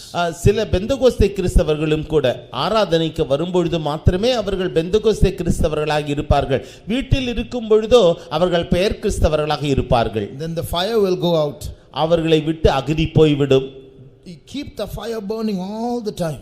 எல்லா நேரங்களிலும் அக்னி தொடர்ச்சியாக எரியும்படி அதை செய்யுங்கள். Every day we must get an anointing and speak in tongues. ஒவ்வொரு நாளும் நாம் பரிசுத்தாவின் அபிஷேகத்தினாலே நிரப்பப்பட்டு அந்நிய பாஷையிலே பேச வேண்டும். But it's not enough just with this experience. இந்த அனுபவத்தோடு நிறுத்திக் கொண்டால் அது போதாது. We must allow the Holy Spirit to work in our lives. பரிசுத்த ஆவியானவர் நம்முடைய ஜீவியத்திலே கிரியை செய்யும்படியாக அவருக்கு அனுமதி அளிக்க வேண்டும். We must use the Holy Spirit for our spiritual spiritual progress. நம்முடைய ஆவிக்குரிய வளர்ச்சிக்காக நாம் பரிசுத்த ஆவியானவரை நாம் பயன்படுத்திக் கொள்ள வேண்டும். Now the angel took a live coal and put it on Isaiah's lips and said, I am sanctifying you. இப்பொழுது இந்த தேவதூதன் ஒரு நெருப்பு தழலை எடுத்து ஏசாயாவினுடைய உதடுகளிலே வைத்து இதன் மூலமாக நான் உன்னை சுத்திகரிக்கிறேன் என்று அவர் சொல்லுகிறார். Your iniquity is taken away. உன்னுடைய அக்கிரமமானது நீங்கி போயிற்று. But the next verse a question is asked. இப்பொழுது அடுத்த வசனத்திலே ஒரு கேள்வி கேட்கப்படுகிறது. I've got work for people to do. Who will I send? நான் யாரை அனுப்புவேன், என் நிமித்தமா யார் போவான் என்று ஒரு கேள்வி. I've got work for people to do. நான் ஜனங்களிடத்திலே செய்ய வேண்டியதான வேலை உண்டு. So who will go on my behalf? எனக்கு பதிலாக யார் போவார்? Then Isaiah says, here are my Lord, send me. அப்பொழுது ஏசாயா சொல்லுகிறார், ஆண்டவரே நான் இருக்கின்றேன், என்னை அனுப்பும். So if Isaiah did not surrender at that time, அந்த நேரத்திலே ஏசாயா தன்னை முழுவதுமாக ஒப்படைத்திராவிட்டால் that sanctification would not have taken place. சுத்திகரிப்பு அவனுக்குள்ளே நடைபெற்றிராது. So the surrender of the heart, the cooperation of man with God is essential for sanctification. ஆகவே ஒரு மனுஷன் சுத்திகரிக்கப்பட வேண்டும் என்றால் அவன் தன்னை தானே தாழ்த்தி அவன் கர்த்தருக்கென்று அவனை முற்றிலுமாக சரணாகதி அடைய வேண்டும். If man does not surrender to God for sanctification, no matter how much he gets filled in the spirit, it's of no use. சுத்திகரிப்புக்காக ஒரு மனுஷன் தன்னை தேவனிடத்தில் அர்ப்பணிக்காவிட்டால் அவன் எவ்வளவுதான் பெரியவனாக இருந்தாலும் அவனால் ஒன்றும் பிரயோஜனமில்லை. We must know how to use the Holy Spirit. பரிசுத்த ஆவியை நாம் எவ்வாறு பயன்படுத்துவது என்பதை நாம் தெரிந்திருக்க வேண்டும். In the steam engine, ஒரு நீராவி என்ஜினில், olden days there was steam engines. பழைய காலத்திலே நீராவி புகை வண்டி என்ஜின் என்று உண்டு. And the water vapor was used for two purposes. நீராவியானது ரெண்டு விதமான நோக்கங்களுக்காக பயன்படுத்தப்பட்டது.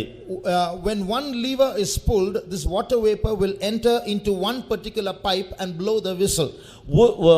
இந்த நீராவியானது ஒரு குறிக்கப்பட்ட பைப்பின் மூலமாக செல்லும் பொழுது அந்த லிவரை திறக்கின்ற நேரத்திலே அது போய் அது விசில் அடிக்கும்படி செய்யும். And when another lever is pulled, இன்னொரு லிவரை அது கீழே தள்ளும் பொழுது the water vapor will enter into another pipe, move towards the wheels and move the pistons. இந்த நீராவியானது ஒரு பைப்பின் மூலமாக இன்னொரு பைப்பின் மூலமாக சென்று அது என்ன செய்யும் என்றால் அந்த பிஸ்டனை இயக்கி அந்த சக்கரங்களை சுத்த வைக்கும். These are like two kinds of anointings. இதுபோல இரண்டு விதமான அபிஷேகங்கள் உண்டு. The one is the whistle anointing.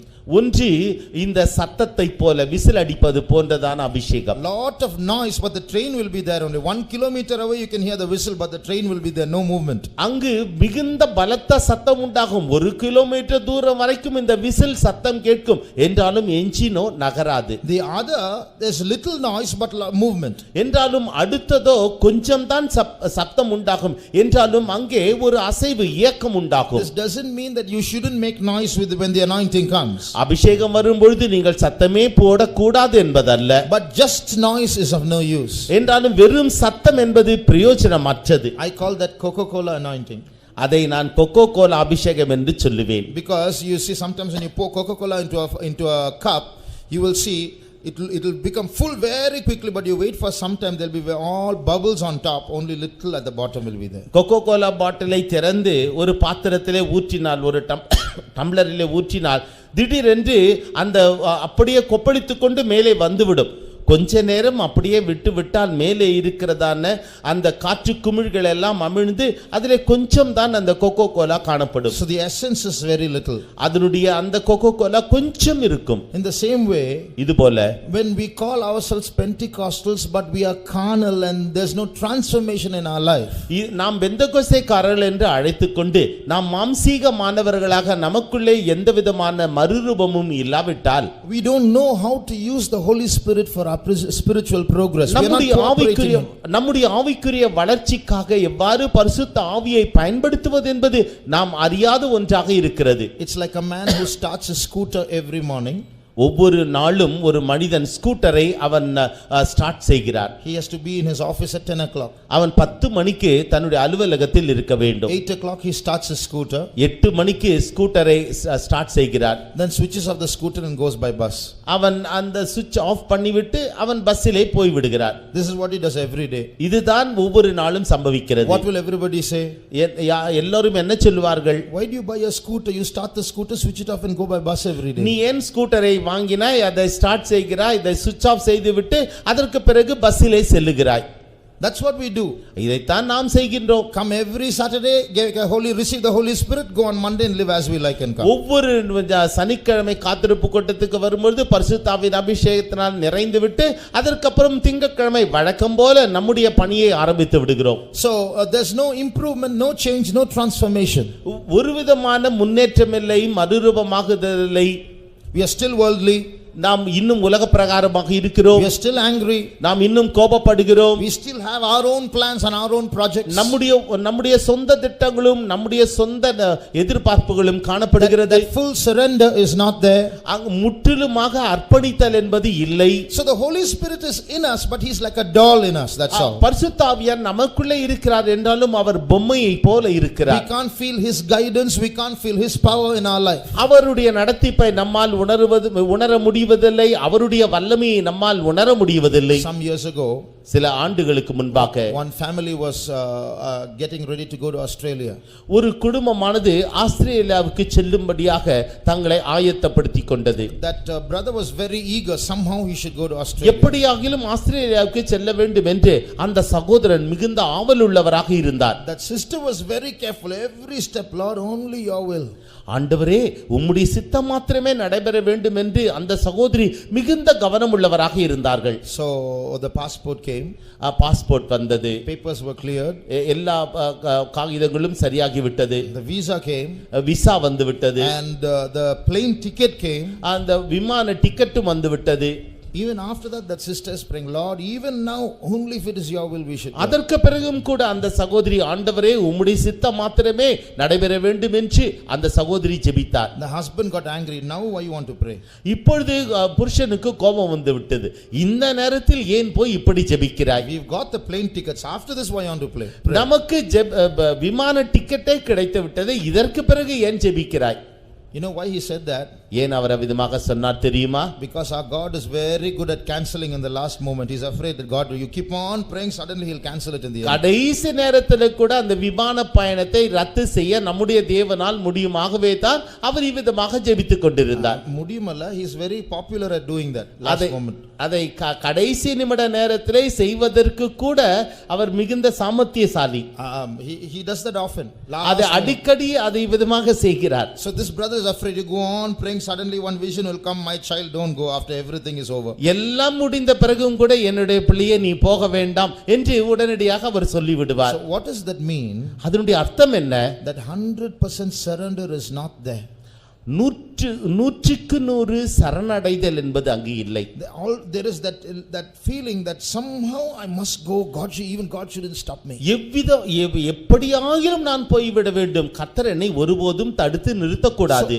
It's not the Holy Spirit that is leading us, we are leading the Holy Spirit. பரிசுத்த ஆவியானவர் நம்மை நடத்துகிறதில்லை, அதற்கு பதிலாக நாம் தான் பரிசுத்த ஆவியானவரை நடத்துகின்றோம். You know, today in many Christian churches, including servants of God, pastors who are teaching people wrong things, terrible things. இன்றைக்கு अनेक பெந்தகோஸ்தே சபையிலே பாஸ்டர்மார்களும் கூட பிழையான காரியங்களையே ஜனங்களுக்கு போதிக்கின்றார்கள். You know, they say you just believe whatever you want, God will give it to you. நீங்கள் எதை கேட்டாலும் தேவன் உங்களுக்கு தருவார் என்று அப்படியே விசுவாசியுங்கள். One sister testified like that recently. ஒரு சகோதரி சமீபத்திலே இவ்விதமாக சாட்சி கொடுத்தார்கள். One young girl, she came for a youth meeting. She was from another church and she said, I am a witness. Whatever you ask Jesus, he'll give it to you. ஒரு வாலிப சகோதரி அவர்கள் அந்த கூட்டத்திற்கு வந்த பொழுது அவர்கள் இவ்விதமாக சாட்சி கொடுத்தார்கள். நீங்கள் எதை கேட்டாலும் நான் தருவேன் என்று அந்த பாதிரியார் சொன்னாராம். That sister is testifying in a youth meeting. She's telling that youths, whatever you ask Jesus, Jesus will give it to you. அந்த சகோதரி அந்த வாலிப கூட்டத்திற்கு வந்தவர்கள் அவர்கள் சாட்சி கொடுத்தார்கள், நாம் எதை கேட்டாலும் கர்த்தர் நமக்கு அதை தருவார். And she's saying, I'm a witness for that. நான் இதற்கென்று சாட்சியாக இருக்கிறேன் என்று அவர்கள் சொன்னார்கள். So these pastors are also teaching. இந்த பாஸ்டர்களும் அவ்விதமாக போதித்தார்கள். Whatever is your need, உங்களுடைய தேவை எதுவாக இருந்தாலும் சரி, you just believe in your God. உங்களுடைய தேவனிலே நீங்கள் விசுவாசம் வையுங்கள். And imagine you're getting it and you will get it. நீங்கள் அதை பெற்றுக்கொண்டீர்கள் என்று அதை நம்புங்கள், கற்பனையில் செய்து பாருங்கள், உடனடியாக உங்களுக்கு கிடைத்துவிடும். Can anyone tell me what's wrong with that? அதிலே என்ன பிழை இருக்கிறது என்று யாராகிலும் சொல்ல முடியுமா? This is faith. They are teaching faith, but there's something terrible with that faith, terribly wrong. அவர்கள் விசுவாசத்தை தான் போதிக்கிறார்கள் என்றாலும் அந்த விசுவாசத்திலே ஒரு பெரும் பிழை காணப்படுகிறது. What is that? அது என்ன?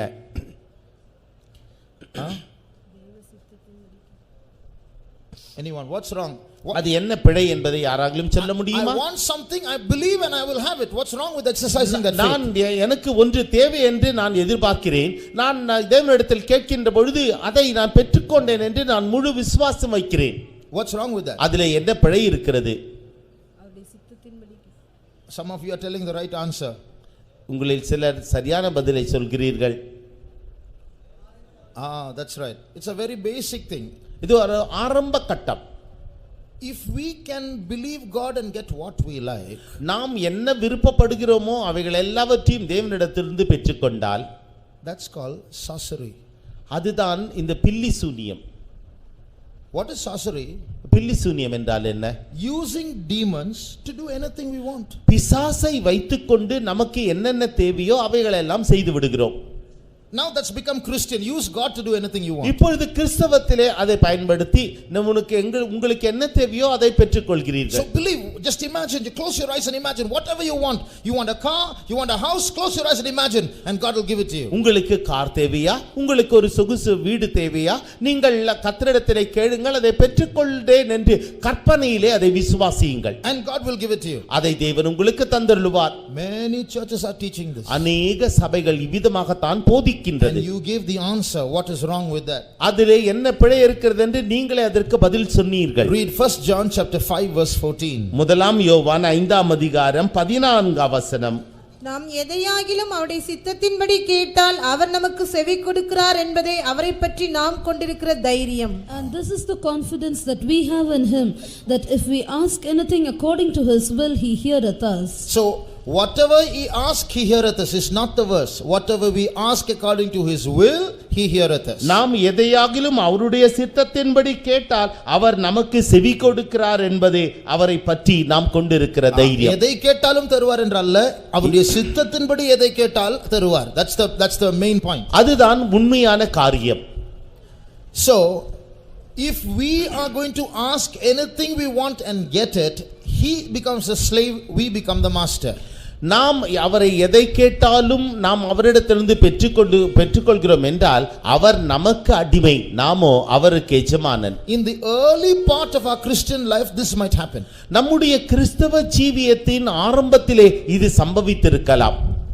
Whatever we ask, God gives us. நாம் எதை கேட்டாலும் தேவன் நமக்கு அதை தந்திருக்கிறார். As we grow spiritually, ஆவிக்குரிய ஜீவியத்தில் நாம் வளர்ந்த பிறகு we must learn to submit to his will and ask according to his will. நாம் அவருடைய சித்தத்திற்கு நம்மை ஒப்படைத்து அவருடைய சித்தத்தின்படி நாம் கேட்க வேண்டும். Read John chapter 14. யோவான் 14ஆம் அதிகாரம் and read verse 14. 14ஆம் வசனம். If ye shall ask anything in my name, I will do it.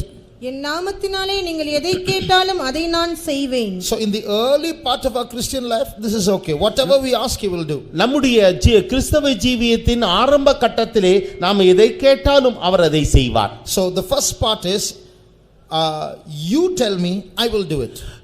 முதல் பகுதி என்னவென்றால் நீர் என்னிடத்திலே சொல்லும், நான் அதை செய்வேன். That's what God is telling us. இதைத்தான் தேவன் நம்மிடத்திலே சொல்லுகிறார். Tell me what you to do, I will do it. நான் என்ன செய்ய வேண்டும் என்று என்னிடத்திலே சொல், நான் அதை உனக்கு செய்வேன். But as we grow, நாம் வளருகின்ற பொழுது, it's not John 14:14, it's John 14:15. யோவான் 14:14 அல்ல, யோவான் 14:15. நீங்கள் என்னிடத்தில் அன்பாயிருந்தால் என் கற்பனைகளை கைக்கொள்ளுங்கள். If ye love me, keep my commandments. So in the early days of our life, God says, you tell me what you want, I will do it. But as we grow, God says, I will tell you what to do and you do it.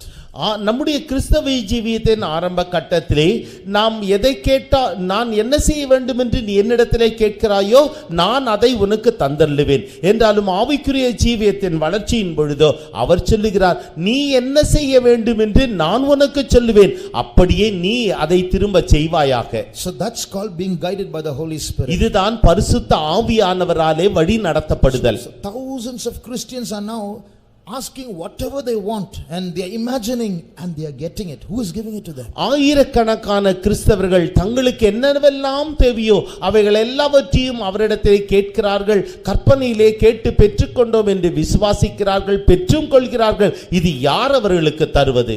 Not our Jesus. நம்முடைய இயேசு அல்ல, some other Jesus. ஏதோ வேறு ஒரு இயேசு. So this falling away is taking place. இதுதான் விழுந்து போகிறது, நடைபெறுகிறது. Many Christian churches are falling. They are worshiping Jesus, they are singing Christian songs, but then in the truth, in approaching God, they are not seeking His will, they are seeking their own will. அநேக கிறிஸ்தவர்கள் அவர்கள் பாடுகிறார்கள், தேவனை வணங்குகிறார்கள், துதிக்கிறார்கள் என்றாலும் அவர்கள் தேவனுடைய சித்தத்தின்படி அவரை ஆராதிப்பதில்லை. அவர்கள் எல்லாவற்றையும் கேட்டு பெற்றுக் கொள்கிறார்கள், அவருடைய சித்தத்தின்படி இல்லை. ஆகவே தான் அவர்கள் விழுந்து போகிறார்கள். They are seeking not His will but their own will. அவர்கள் தேவனுடைய சித்தத்தை நாடாமல் தங்களுடைய சுய சித்தத்தையே நாடுகிறார்கள். They are using God to fulfill their own ambitions. தங்களுடைய சொந்த அபிலாஷைகளை நிறைவேற்றும்படியாக அவர்கள் தேவனை தேடுகிறார்கள். They are all going to fall in the hands of the Antichrist. அவர்கள் எல்லோரும் அந்தி கிறிஸ்துவின் கரங்களிலே விழப்போகிறார்கள். Why is the Holy Spirit residing within us? ஏன் பரிசுத்த ஆவியானவர் நமக்குள்ளே வீற்றிருக்கிறார்? So we can come on Sunday morning, speak in a few tongues and say hallelujah, praise the Lord, amen, and then go and do what we like. ஏதோ ஞாயிற்றுக்கிழமை காலை ஆராதனைக்கு வந்து நாம் சில அந்நிய பாஷையிலே பேசிவிட்டு அல்லேலூயா என்று சொல்லிவிட்டு அப்படியே போய்விடுவதற்காகவா? He is our master, he is our Lord. அவர் நம்முடைய எஜமானர், அவர் நம்முடைய கர்த்தர். Can you tell me which is the dirtiest place in the universe? இந்த அண்ட சராசரத்திலே மிகவும் அசுத்தமான அழுக்கான இடம் என்னவென்று உங்களுக்கு தெரியுமா? Can anyone say? யாராகிலும் சொல்ல முடியுமா? Which is the dirtiest place in the universe? இந்த அண்ட சராசரத்திலே மிகவும் அழுக்கான ஒரு இடம். மனுஷனுடைய இருதயம். I want a more particular answer. You're not wrong, the answer is right. நீங்கள் சொன்ன பதில் தவறல்ல என்றாலும் சரியான குறிக்கப்பட்ட பதிலை சொல்ல வேண்டும் என்று நான் எதிர்பார்க்கிறேன். அதுதான் மனுஷனுடைய இருதயம். Be more particular. அதை குறிப்பாக சொல்லுங்கள். The answer is right but be more particular. அந்த பதில் சரிதான் என்றாலும் குறிப்பாக சொல்லுங்கள். மனுஷனுடைய இருதயம், எந்த மனுஷனுடைய இருதயம்? அமெரிக்கா ஜனாதிபதியுடைய இருதயமா?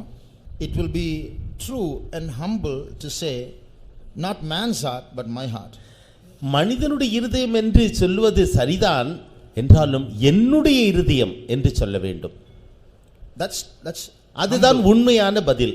That's the truth.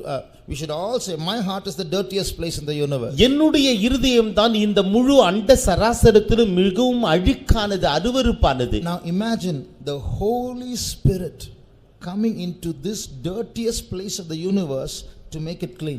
என்றாலும் அந்த பரிசுத்த ஆவியானவர் அண்ட சராசரத்திலே மிகவும் அழுக்கான ஒரு ஸ்தலத்திலே வந்து அந்த அழுக்கை நீக்கும்படியாக அவர் வந்து இறங்குகிறாரே. He is coming to do the cleaning work in our filthy hearts. நம்முடைய அசுத்தமான இருதயத்தில் உள்ள அசுத்தங்களை நீக்கும்படியாக சுத்திகரிப்பின் வேலையை செய்யும்படியாக அவர் வந்து அமருகிறாரே. But after he comes in, அவர் வந்த பிறகு we only use him for our personal benefit and then after that leave him in a corner. நம்முடைய தனிப்பட்ட சுய லாபத்திற்காக அவரை பயன்படுத்தி விட்டு அவரை ஒரு மூலையிலே வைத்து விடுகின்றோம். How long will he be there? எவ்வளவு காலம் அவர் அப்படியே இருப்பார்? That's why don't grieve the Holy Spirit, the Bible says. ஆகவே தான் வேதாகமமானது சொல்லுகிறது பரிசுத்த ஆவியானவரை துக்கப்படுத்தாதீர்கள். He's come to you to prepare you for the day of redemption, but you keep grieving him and do what you like, he won't be there long. மீட்கப்படுகின்ற நாளுக்கென்று உங்களை ஆயத்தமாக்கும்படியாகவே அவர் வந்து உங்களுக்குள்ளே வந்து வாசம் பண்ணுகிறார். அவரை தொடர்ச்சியாக துக்கப்படுத்தாதீர்கள். So this secondly is the power of the anointing. இரண்டாவது இதுதான் அபிஷேகத்தின் வல்லமை. So by the power of grace and the power of the anointing, God wants to do a work of transformation in us. கிருபையின் வல்லமையினாலும் அபிஷேகத்தின் வல்லமையினாலும் அவர் நமக்குள்ளே ஒரு மறுரூபமாகுதலின் வேலையை அவர் நடப்பிக்க விரும்புகிறார். Now, after God sanctifies Isaiah's lips, ஏசாயாவினுடைய உதடுகளை தேவன் சுத்தமாக்கினதற்கு பிறகு, and God says, I want to send someone, whom will I send? நான் யாரையாவது அனுப்ப வேண்டும் என்று இருக்கிறேன், நான் யாரை அனுப்புவேன் என்று அவர் கேட்கிறார். Isaiah says, here am I, Lord, send me. அப்பொழுது அவன் சொல்லுகிறான், ஆண்டவரே அடியேன் இருக்கிறேன், என்னை அனுப்பும். And God gives Isaiah a strange ministry. இப்பொழுது ஏசாயாவுக்கு ஒரு வினோதமான ஊழியத்தை தேவன் தந்தருளுகிறார். A ministry not of converting people, but a ministry of sending people away. ஜனங்களை அவர்கள் ரட்சிக்கப்படும்படியாக அல்ல, ஜனங்களை அனுப்பும்படியான ஒரு ஊழியம். Read verses 9 and 10. 9 10 வசனங்கள். அப்பொழுது அவர், நீ போய் இந்த ஜனங்களை நோக்கி, நீங்கள் காதார கேட்டும் உணராமலும் கண்ணார கண்டும் அறியாமலும் இருங்கள் என்று சொல். இந்த ஜனங்கள் தங்கள் கண்களினால் காணாமலும் தங்கள் காதுகளினால் கேளாமலும் தங்கள் இருதயத்தினால் உணர்ந்து குணப்படாமலும் நான் அவர்களை ஆரோக்கியமாக்காமலும் இருக்க, நீ அவர்கள் இருதயத்தை கொளுத்ததாக்கி அவர்கள் காதுகளை மந்தப்படுத்தி அவர்கள் கண்களை மூடி போடு என்றார். And he said, Go and tell this people, hear ye indeed, but understand not, and see ye indeed, but perceive not. Make the heart of this people fat, and make their ears heavy, and shut their eyes, lest they see with their eyes, and hear with their ears, and understand with their heart, and convert, and be healed. Jesus said, the Spirit of the Lord is upon me to open people's eyes. ஜனங்களுடைய கண்களை திறக்கும்படியாக கர்த்தருடைய ஆவியானவர் என் மீது அமர்ந்திருக்கிறார் என்று இயேசு சொன்னார். But Isaiah gets an anointing to close people's eyes. என்றாலும் ஏசாயாவுக்கு ஒரு அபிஷேகம் வந்தது, அவன் ஜனத்தினுடைய கண்களை மூடி போடும்படியாக. This is an anointing to preach judgment.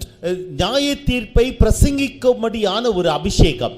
Then Isaiah asked, Lord, how long should I keep doing this? அப்பொழுது ஏசாயா தேவனை பார்த்து, ஆண்டவரே நான் எவ்வளவு காலத்திற்கு இதை செய்ய வேண்டும் என்று கேட்டான். Read verse 11. 11வது வசனம். அப்பொழுது நான், ஆண்டவரே எதுவரைக்கும் என்று கேட்டேன். அதற்கு அவர், பட்டணங்கள் குடியில்லாமலும் வீடுகள் மனுஷ சஞ்சாரம் இல்லாமலும் பாழாகி பூமி அவாந்தர வெளியாகி கர்த்தர் மனுஷரை தூரமாக விலக்குவதினால் தேசத்தின் நடுமையம் முற்றிலும் வெறுமையாக்கப்படும் வரைக்குமே. Then said I, Lord, how long? And he answered, until the cities be wasted without inhabitant, and the houses without man, and the land be utterly desolate.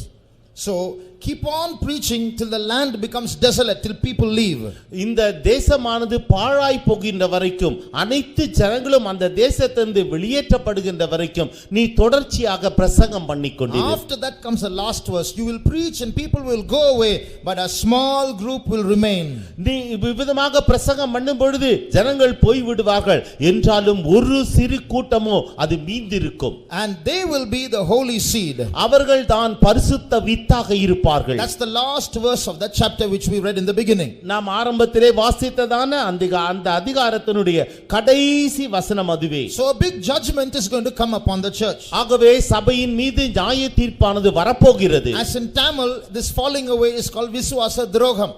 தமிழிலே இந்த விழுந்து போகுதல் என்பது விசுவாச துரோகம் என்று அது அழைக்கப்படுகிறது. You know why God has brought us into the church? ஏன் தேவன் நம்மை சபையிலே கொண்டு வந்தார் என்று தெரியுமா? We only know one side. நாம் ஒரு பகுதியை மாத்திரமே அறிவோம். We must go when Jesus comes. நாம் இயேசு வரும்பொழுது நாம் அவரோடு போக வேண்டும். That's only one side of it. அதனுடைய ஒரு பகுதி மாத்திரமே. But do you know God has kept some souls for you to save? நீங்கள் ரட்சிக்கப்படும்படியாக தேவன் சிலரை வைத்திருக்கிறார் என்று உங்களுக்கு தெரியுமா? நீங்கள் ரட்சிக்கும்படியாக ஒரு கூட்டத்தினரை தேவன் வைத்திருக்கிறார் என்று தெரியுமா? God is depending on you to go and tell the truth to other people so that they might come into this fold. மற்றவர்கள் ரட்சிக்கப்படும்படியாக நீங்கள் போய் அந்த ஆத்துமாக்களிடத்திலே ரட்சிப்பை சொல்ல வேண்டும் என்று தேவன் உங்களிலே எதிர்பார்க்கின்றார். So God has a ministry for you and he is asking you, whom shall I send? உங்களுக்கென்று தேவன் ஒரு ஊழியத்தை நியமித்து என் நிமித்தமாய் நான் யாரை அனுப்புவேன் என்று அவர் உங்களை பார்த்து கேட்கிறார். But instead of that, அதற்கு பதிலாக, instead of saying here am I, send me, ஆண்டவரே அடியேன் இதோ இருக்கிறேன் என்னை அனுப்பும் என்று சொல்வதற்கு பதிலாக, sometimes in CPM we make a mistake. CPM இலே நாம் இவ்விதமாக ஒரு தவறை செய்கிறோம். We think only workers have ministry. Believers just come to church and go. ஊழியக்காரர்களுக்கு மாத்திரமே ஊழியம் உண்டு, விசுவாசிகள் சபைக்கு வந்து போய்விடுவதுதான் என்று நாம் நினைக்கின்றோம். That's wrong. Everybody has a ministry to do. அது பிழை. ஒவ்வொருவருக்கும் செய்ய வேண்டியதான ஊழியம் ஒன்றுண்டு. It's part time, full time, that's all, but everybody has a ministry. அது பகுதி நேரம், இது முழு நேரம், அவ்வளவுதான். ஒவ்வொருவருக்கும் ஊழியம் உண்டு. So we all have a work to do. God has preordained, foreordained work for us to do. ஒவ்வொருவருக்கும் செய்ய வேண்டியதான ஒரு ஊழியம் உண்டு. அதை தேவன் நமக்கு முன் குறித்திருக்கிறார், முன் நியமித்திருக்கிறார். Instead of doing that work and saying, Lord, it is finished, அந்த வேலையை செய்வதற்கு பதிலாக ஆண்டவரே எல்லாம் முடிந்தது என்று நாம் சொல்வோம் என்றால், இல்ல, அந்த வேலையை செய்து முடித்து எல்லாம் முடிந்தது என்று சொல்வதற்கு பதிலாக, அந்த வேலையை முடித்து எல்லாம் முடிந்தது என்று செய்வதற்கு பதிலாக, if we go to God and says, Lord, my house is not yet built, I need some more money. Lord, that land problem, Lord, my body is not keeping well, Lord, my relative is doing this, Lord, and that, Lord, and if it's only our personal complaints and we are only trying to use God for our personal, that's called Viswasa Drogam. நாம் அந்த ஊழியத்தை செய்வதற்கு பதிலாக, ஆண்டவரே எனக்கு உடல்நிலை சரியில்லை, நான் வீடு கட்டி கொண்டிருக்கிறேன், எனக்கு பணம் தேவையாய் இருக்கிறது, எனக்கு கடன் பிரச்சனை இருக்கிறது, ஆண்டவரே என்னுடைய உறவினர் ஒருவர் துன்பப்பட்டிருக்கிறார், இப்படியெல்லாம் சொல்லி நாம் சாக்குபோக்கு சொல்லிக் கொண்டே இருப்போம் என்றால், நம்முடைய காரியங்களுக்காகவே நாம் தேவனை வேண்டிக் கொண்டிருப்போம் என்றால், அதுதான் விசுவாச துரோகம். We have forgotten what work God has for us. தேவன் நமக்காக நியமித்திருக்கிறதான அந்த வேலையை நாம் மறந்தே போனோம். நம்முடைய கண்களை மூடுவோம். இந்த நேரத்தில் நாம் ஆண்டவருக்கு துரோகிகளாய் இருக்கிறோமா இல்லையா என்று ஆராய்ந்து பார்ப்போம். ஒரு பெரிய எதிர்பார்ப்போடு ஆண்டவர் நம்மை இந்த ஐக்கியத்திற்குள் கொண்டு வந்தார். தேவ ஜனமே, எத்தனையோ லட்சக்கணக்கான சபைகள் உண்டு இந்த பூமியில். 30,000 சபைகள் உண்டு. 30,000, ஏறக்குறைய 30,000 சபைகள். சபைகள் என்று சொன்னால் கிளை சபைகள் அல்ல. பெந்தேகோஸ்தே சபை, ஏசிய சபை, ஏஜி சபை, இப்படி போன்ற எத்தனையோ சபைகள். மொத்தமா 30,000 சபைகள் உண்டு பூமியில். கர்த்தர் நம்மை இந்த இடத்திற்கு இங்கே கொண்டு வந்ததற்கு காரணம் என்ன? தேவன் நம்மை பற்றி ஒரு நோக்கம் வைத்திருக்கிறார். நம்மை கொண்டு சில காரியங்களை சாதிக்கும்படியாக அவர் எதிர்பார்த்தார். நாமோ அவருக்கு துரோகம் செய்து சுயநலவாதிகளைப் போல என்னுடைய வீடு, என்னுடைய சொத்து, என்னுடைய வேலை, என்னுடைய படிப்பு, என்னுடைய பணம், இதற்காகவே ஆண்டவரை நாம் பயன்படுத்தி சுயநலவாதிகளாக ஜீவித்து எவ்வளவு நாள் இருக்க போகிறோம்? ஆண்டவருக்கு நாம் துரோகிகளாக இருக்கக்கூடாது. இப்படிப்பட்டவர்கள் தொடர்ந்து இப்படியே நம்முடைய சொந்த தேவைகளுக்காகவே இயேசுவிடத்தில் வேண்டிக் கொண்டு இருப்போம் என்றால், இது விசுவாச துரோகம். நமக்கு வீழ்கை சம்பவிக்கும். நியாய தீர்ப்பு சீக்கிரத்தில் சபையில் பிரசங்கிக்கப்பட போகிறது. அந்த நாட்களில் நம்முடைய வீடு பாழாய் போய்விடக் கூடாது. இந்த சபை விட்டு நாம் விழுந்து விடக்கூடாது. தேவ ஜனமே, ஆண்டவரிடத்தில் திரும்பி வருகிறதான நாட்கள் சமீபமாக இருக்கிறது. நாம் எல்லாரும் கண்களை மூடி ஆண்டவருடைய சித்தத்தை மாத்திரம் நிறைவேற்ற சமர்ப்பிப்போமாக. ஆண்டவர் சொல்லுகிறார், உன்னுடைய காரியங்களை பற்றி நீ கவலைப்படாதே, நீ என்னுடைய நுகத்தை உண்மையில் ஏற்றுக்கொண்டு என்னை பின்பற்று, உன் கவலைகளை என்மேல் நீ வைத்து விடு, நான் எல்லாவற்றையும் அதன் காலத்தில் நேர்த்தியாய் செய்கிறதான தேவன். என்னுடைய ராஜ்யத்தை நீ தேடுவாயாக, நீ மேலானவைகளையே நாடுவாயாக, பூமியில் உள்ளவைகளை அல்ல என்று ஆண்டவர் சொல்லுகிறார். நம்முடைய பூமிக்குரிய பாரங்களை ஆண்டவர் மேல் வைத்து விடுவோமாக. நம்முடைய தேவைகளை சந்திக்கிற யெகோவா இரே அவரே, அவர் எல்லாவற்றையும் பொறுப்பெடுப்பார். நம்முடைய கவலைகளை அவர் மேல் வைத்துவிட்டு அவருடைய கவலைகளை நம்மேல் ஏற்றுக்கொள்வோமாக. ஆண்டவரே, என் காரியமா யார் போவார் என்று அவர் கேட்கும்போது, இதோ நான் போகிறேன், என்னை அனுப்பும் என்று சொல்வோமாக.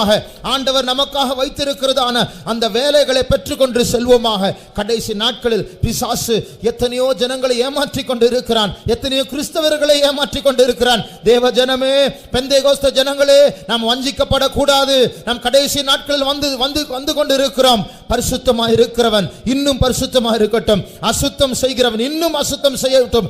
அந்த அலைக்குள் நாம் விழுந்து விடக்கூடாது, அந்த ஈர்ப்புக்குள் நாம் விழுந்து விடக்கூடாது, அசுத்தத்திற்குள் நாம் விழுந்து விடக்கூடாது. நம் கர்த்தருடைய ஜனங்கள் இங்கே தேவன் கொண்டு வந்ததற்கு காரணம் நம் பரிசுத்தத்தில் வளர வேண்டும், தேவனுடைய நோக்கத்தை நிறைவேற்ற வேண்டும். இந்த நேரத்தில் ஆண்டவரே, உம்முடைய சித்தத்தை செய்ய நான் 100க்கு 100 என்னை சமர்ப்பிக்கிறேன் என்று சொல்லுகிறவர்கள் கரங்களை உயர்த்துங்கள். ஆண்டவரே, என்னுடைய சித்தம் அல்ல, என்னுடைய கவலைகளையும் என்னுடைய பாரங்களை உம்மேல் நான் வைத்து விடுகிறேன். ஆண்டவரே, உம்முடைய சித்தம் மாத்திரம் நிறைவேற வேண்டும் என்று சொல்லுகிறவர்கள் மனப்பூர்வமாய் கரங்களை உயர்த்துங்கள். இந்த நாளிலிருந்து கர்த்தர் அவருடைய மனதில் இருக்கிற திட்டங்களை உங்களுக்கு வெளிப்படுத்த போகிறார். வசனங்கள் மூலமாக, தரிசனங்கள் மூலமாக, தீர்க்க தரிசனங்கள் மூலமாக, சொப்பனங்கள் மூலமாக கர்த்தர் உங்களோடு பேச போகிறார். இதோ என்னை அனுப்பும் என்று நீங்கள் சமர்ப்பித்திருக்கிறீர்களே, கர்த்தர் அவருடைய அக்கினி தழலை எடுத்து உங்கள் நாவில் மேல் வைக்க போகிறார், உங்கள் மனதின் மேல் வைக்க போகிறார். ஒரு அபிஷேகம் வந்து கொண்டிருக்கிறது. தேவ சமூகம் எங்கே இருக்கிறது? உன்னதமானவர் உங்களை நிரப்பும்படியாக அவர் வந்து கொண்டிருக்கிறார். அவருடைய அபிஷேகத்தை வல்லமை பெற்றுக்கொள்ளுங்க.